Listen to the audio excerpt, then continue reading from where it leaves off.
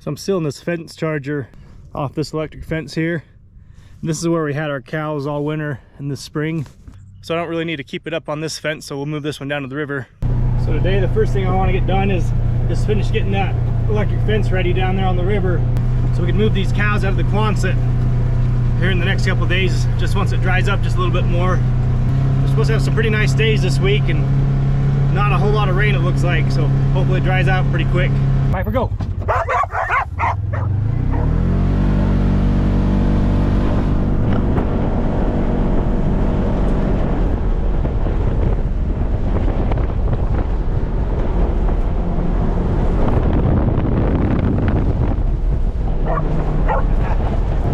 Piper's pretty fast.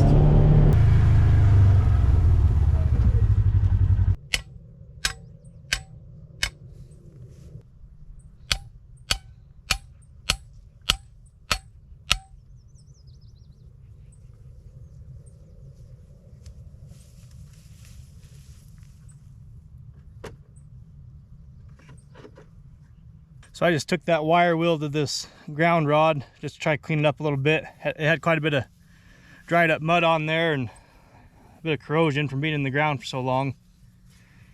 Just make it nice and clean to stick it back in there.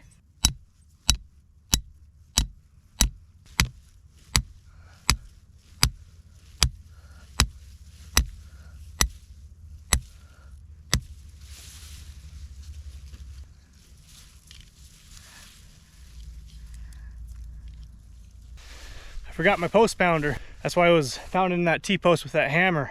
So got it pretty much set up. I'm just going to turn it on and we'll check to see the power. Mosquitoes are sure getting bad down here. One of these days I need to get myself a fence tester where I can actually test these fences and see exactly what's going through them, or just bring down my voltmeter. But usually all I do is I just grab some insulated wire and I just go down here to a metal T-post and put one end on the wire, then ground the other end on that T-post to see what kind of spark I'm getting. Then I just kind of judge the power through my fence by how big a zap my spark has. Seems to work out pretty good. Definitely got a pretty good spark on this one. Pretty good zap. I know for some reason the camera doesn't like to pick up that blue arc from the insulated wire back to the metal T-post, but you can definitely hear it though. So this fence line here is ready to go. So now I just need to go over there to the river, just put that charger back on that fence line that runs along the edge of the river. Then after that I just gotta go down here to this watering hole and put up a couple panels. And we should be good.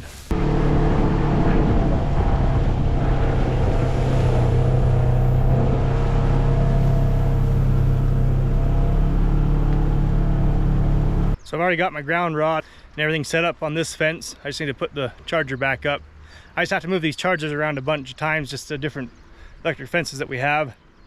It'd be nice to buy more of them, but they're pretty expensive for, you know, a good one.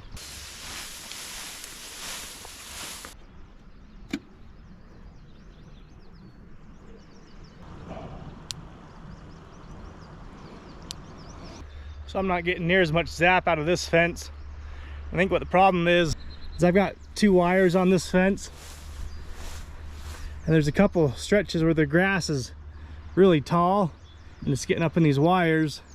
Especially over here we got a swale that it goes through, and I think that bottom wire is just maybe grounding this out a little bit too much. So for right now what I'm gonna do, I'm gonna eliminate the bottom wire. I'm not gonna take the bottom wire down, I'm just gonna not energize it. So we'll just have the top wire energized and see if we get a little bit more power that way. Because I don't really want to have to come back and weed whack this whole electric fence. Because in all honesty, that's probably what I should do. I'm hoping if I can just get this top wire energized and get the cows down here, they'll eat it down enough that we can get that bottom wire energized again once this grass is eaten down a bit. So I just don't imagine them pushing on this fence too much. Because there's a barbed wire fence here that goes to this corner. Then all that's on the other side of this electric fence is just this river. And it's a pretty good bank to jump off and get down in there. So this section right here is the one that I'm most concerned about. This stumps down into this little swale here, and that grass has got to be 4 or 5 feet tall. So I'm just going to disconnect the loop on this end and see what kind of power we can get.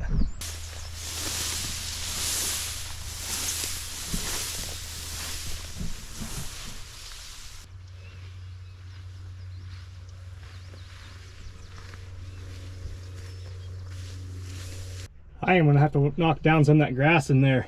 Even that top wire is swallowed up in it. So we might have to do this the old-fashioned way. Here we are.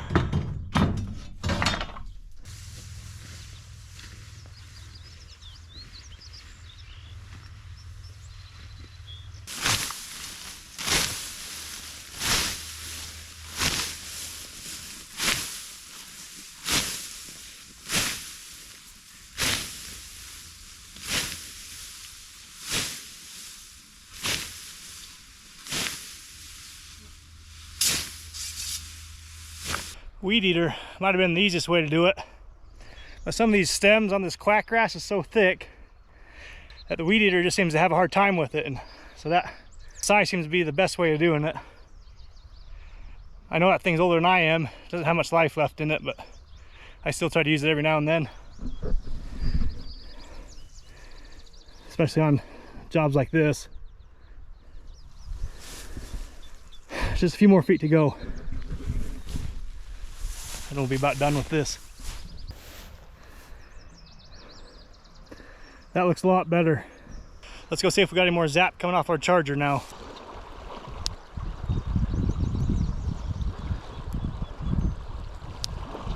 Well, that's zapping a lot better. I'm ready to cool off a little bit, so let's go put them panels up in the watering hole. Look at that. One of those refueling jets.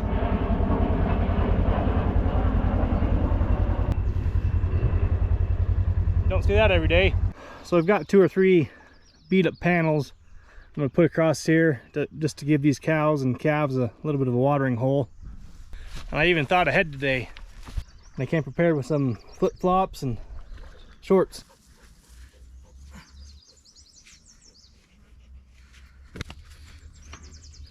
Nobody laugh at how white my legs are.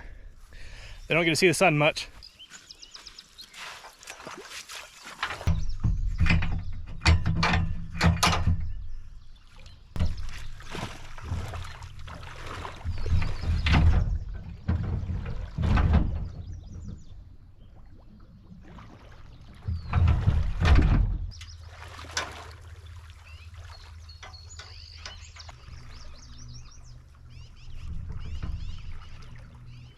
Well, that should work pretty good for right now. We're gonna have to keep our eye on it through the summer because this water level is gonna drop, you know, as we get closer to fall. I don't know how well you can tell, but the water is running pretty brown, pretty muddy for some reason. It's been pretty clear, so I don't know if it's just from runoff or if there's a mudslide somewhere or it's taking all this sediment down with it. Just don't know. I think we're pretty much done down here. This nice little pasture piece is ready for cows. Just driving around and walking around out here though, it's still a little wet and soft, but it's definitely gotten better. So yeah, I'll just talk to my dad and see what he wants to do. We might have to wait a few more days, or maybe we'll bring him down sooner than I think. Last thing I didn't want to do is I brought down a partial mineral tub and some salt. I'm just going to kick it out and throw it out over in this area here for him. Howdy, sir.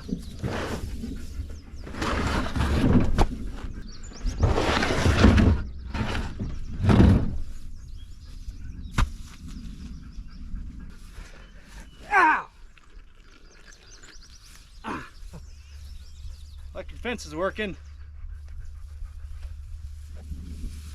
Okay.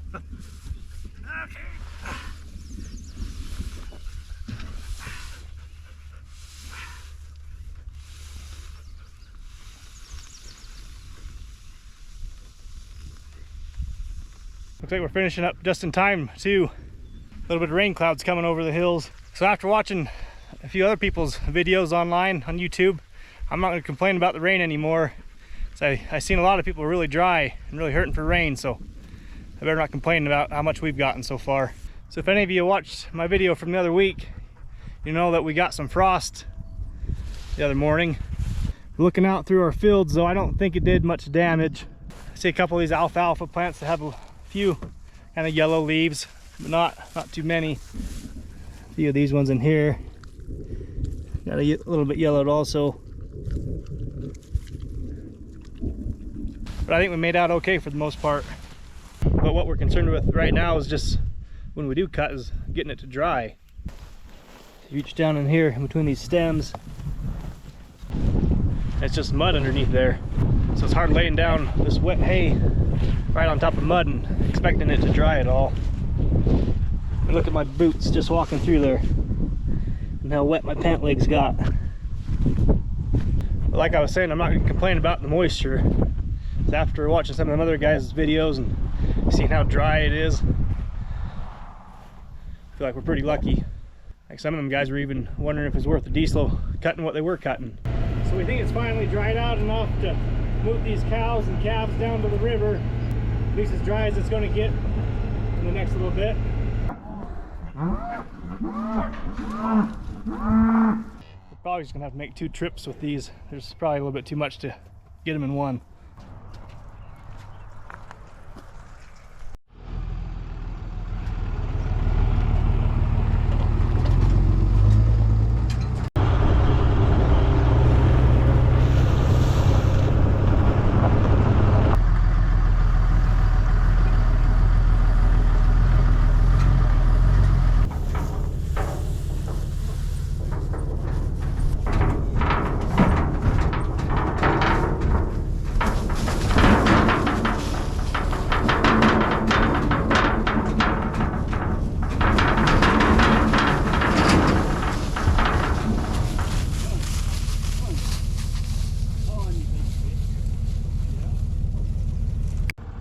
Now let's say hi. Hi. Let's go grab that second bunch. So I've been thinking a little bit about this too, and I think I'm gonna turn out Pepper and those other 2 orphan calves. I'm gonna put them down there on the river also, just so I don't have to keep moving that pen every day, and then they can just eat all the grass that they want. No. No. Let me help you, please. Good job. Cheese.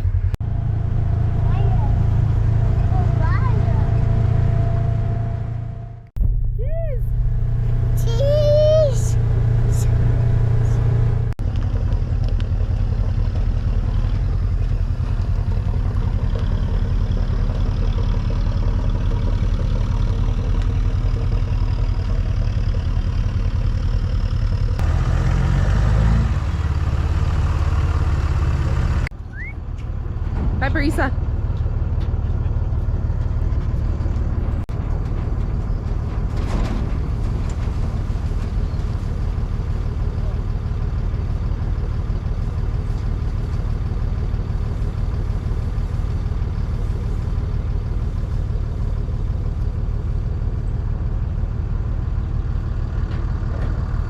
There it goes. He's on there, sucker.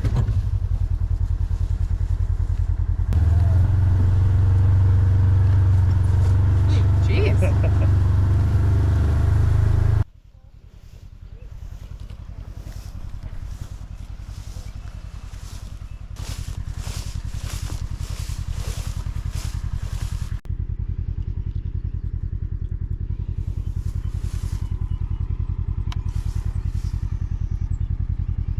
Well, if them cows aren't happy out there, they won't be happy anywhere.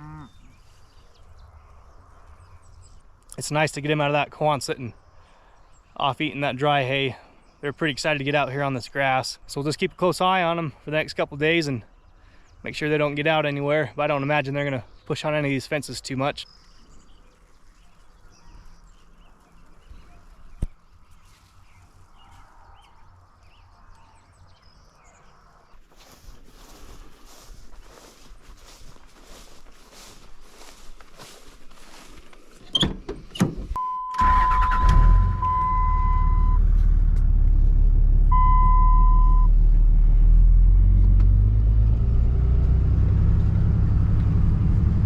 You guys ready to go on a trip? Pepper, you guys ready?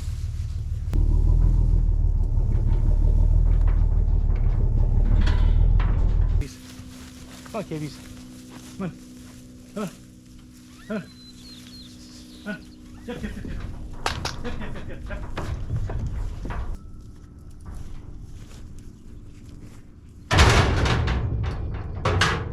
So I'm gonna try to just drive them all the way down and put them right next to them other cows that we just took down the other day.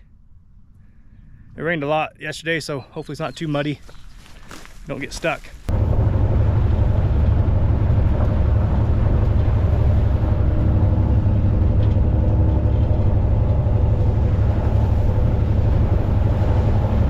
Now we just gotta find where all these cows are hiding out at.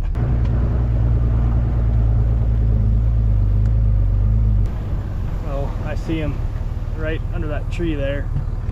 We'll drive over there a little bit closer and see if we can't kick these calves off right by them. Because that's my only hesitation about kicking these orphan calves out down here, is that they'd wander around and just go right under these fences or through them. But I think once they see this herd, they'll just stick around with the herd. At least that's what I'm hoping. I don't know if you can see them, but I can see at least a cow right here under this big tree. It looks like there's another one over here. I think the whole group right here. So we'll kick them out here.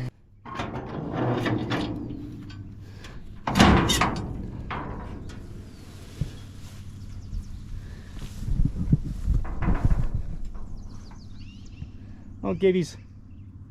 Come on, gibbies.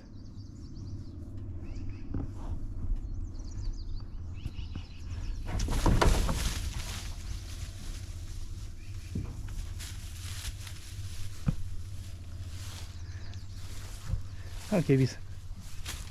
Oh, gibbies. Oh, gibbies.